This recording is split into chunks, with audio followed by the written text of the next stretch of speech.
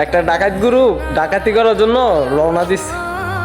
তখন রাস্তার মধ্যে দেখে একটা মরা খেজুর গাছের উপরে একটা পাখি আহার আইনা ফালাইতেছে।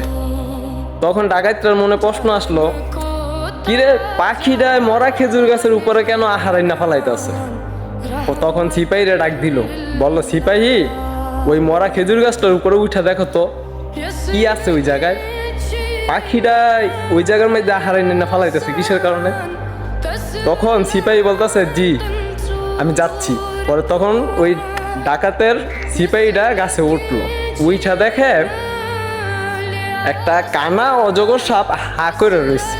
তখন ওই পাখিটাই আহারাই নাই না ওই কানা অজগরটা সাপটার মুখে দিতাছে।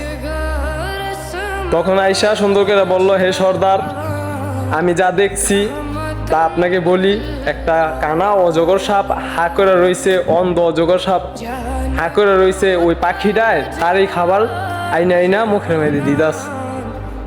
তখন ওই সর্দারটার মনের মধ্যে চিন্তাইয়া বলল, এই কানা অজগর সাপটারে যদি আল্লাহ খাওয়াইতে পারে কোনো একটা পাখির উছিলায়, তা আমার তো হাত পা আছে, আমি মানুষের গুলা কেন ডাকাতি করে খামু, ছিনতাই করে কেন খামু?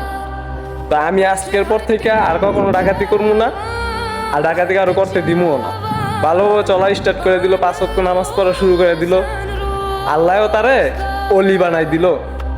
যদি হাদিসটা ভালো লাগে ভিডিওটা শেয়ার করে দিবেন।